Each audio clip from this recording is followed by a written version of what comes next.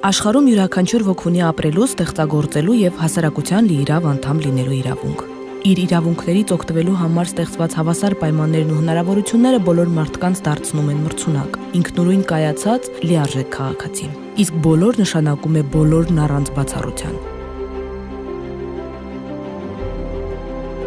Հակառակ պարագայում հասարակարգում տիրում է սոցիալական անարդարություն ու քանի դեռ հասարակության մեջ հաշմանդամություն ունեցող մարդկանց իրավունքների նկատմամբ ձևավորված չէ պատշաճ վերաբերմունք, ապա անարդար եւ խտրական է այդ հասարակարգը։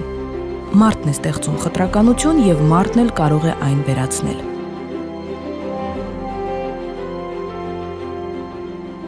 «1996 թվականի դեկտեմբերի 2-ին հիմնադրվեց Հույսի կամուրջ հասարակական կազմակերպությունը։ Սկզբնական շրջանում կազմակերպությունն աշխատում էր 45 երեխայի հետ Նայիրի հյուրանոցում վարձակալված մի փոքր տարածքում։ Թեպետ տարածքը փոքր էր եւ ոչ մեծ հարմարություններով, բայց մթնոլորտը ջերմ էր, անկեղծ եւ հյուրընկալ։ Կենտրոնը կարճ ժամանակում դարձավ հաշմանդամություն ունեցող երեխաների եւ նրանց ծնողների համար հարազատ անկյուն։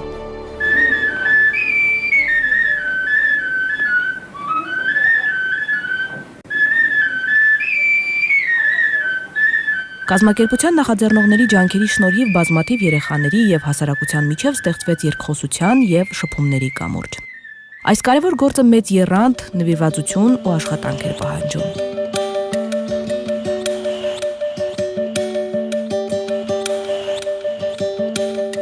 Արդեն 15 տարի Հույսի կամուրջ հասարակական կազմակերպությունը մշակում է զարգացման ծրագրեր,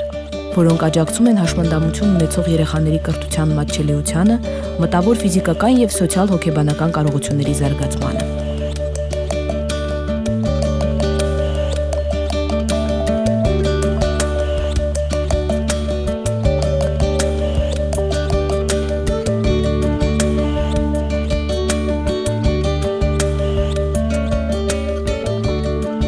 Կազմակերպության նպատակներից գերակայողը հետևյալն է. Հայաստանի Հանրապետությունում գործող կամ մշակվող օրենքներում, ռազմավարություններում եւ ամենակարևորը հասարակական ընկալման մեջ հասնել այնպիսի փոփոխությունների, որոնք վճռորոշ նշանակություն կունենան հաշմանդամություն ունեցող մարդկանց կյանքի որակի բարձրացման եւ հավասար հնարավորությունների ապահովման համար։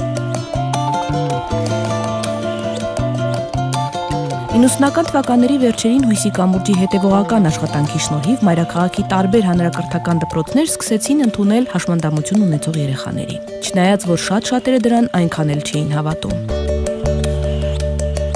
Հանրակրթական դպրոցում սովորելու հաջողված փորձերը փոխեցին նրանց կարողությունների նկատմամբ թերահավատությունը։ 2001 թվականին Հայաստանի Հանրապետության կրթության եւ գիտության նախարարության հետ համատեղ Հույսի կամուրջ հասարակական կազմակերպությունը առաջին անգամ Հայաստանում սկսեց ներառական կրթության փորձնական ծրագիրը, որը պետք է բացառեր ամեն տեսակ խտրականություն երեխաների նկատմամբ։ Այս ծրագրի հիման վրա մեր երկրում մշակվեց ներառական կրթությունն ամրագրող օրենքը, իսկ ներառական կրթությունը կազմեց կրթության քաղաքականության մաս։ Հույսի կամուրջ հասարակական կազմակերպության կյանքի կոչած կարևոր արժեքներից է նաև արևածաղիկ մանկապատանեկան ամսաթերթը, որը ստեղծվել է 1999 թվականին մի խումբ սաների նախաձեռնությամբ։ Սա մի ամբիոն է, որից հաշմանդամ երեխաներն իրենց հուզող թեմաները դարձնում են լսելի։ Որոշ ժամանակ անց նրանց միացան ոչ հաշմանդամ երեխաները եւ միասին սկսեցին բարձրաձայնել սահմանափակ կարողություններով մարդկանց իրավունքներին վերաբերող խնդիրներ։ Այսօր արևածաղիկ ամսաթերթը տպագրվում է 1000 օրինակով եւ անվճար տրվում մայրաքաղաքի եւ մարզերի դպրոցներին։ 1999 թվականից Հույսի կամուրջը գործունեություն ծավալեց նաեւ հանրապետության մարզերում, հատկապես Տավուշի մարզում, քանի որ սահմանամերձ բնակավայրերը առավել տուժել էին պատերազմական գործողություններից եւ գրանցվել էր աղքատության բարձր ցուցանիշ։ Հենց այս մարզում էլ ստեղծվեցին Հույսի կամուրջի մասնաճյուղերը եւ 2001 թվականից սկսած Դիլիջան, Իջևան, Բերդ, Նոյեմբերյան քաղաքներում սկսեցին հիմնվել երեխաների զարգացման համայնքային կենտրոններ, ապահովելով բոլոր երեխաների համար միասին շփվելու, միմյանցից սովորելու եւ միմյանց աջակցելու բարեկամական միջավայր։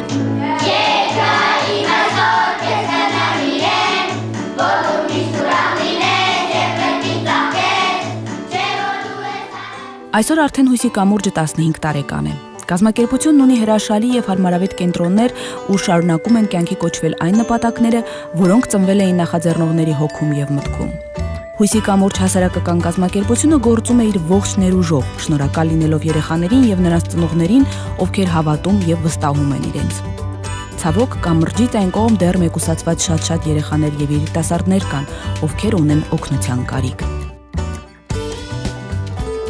Հույսի կամուրջ հասարակական կազմակերպության աշխատակազմը հավատացած է, որ իր իրավունքներից օգտվելու հնարավորությունից զրկված հաշմանդամություն ունեցող մարդիկ հասարակության ամենախոցելի խումբը կմնան, քանի դեռ պաշտպանված չեն նրանց լիարժեք կրթության, առողջության պահպանման, աշխատանքի եւ արժանապատիվ կյանքի իրավունքները։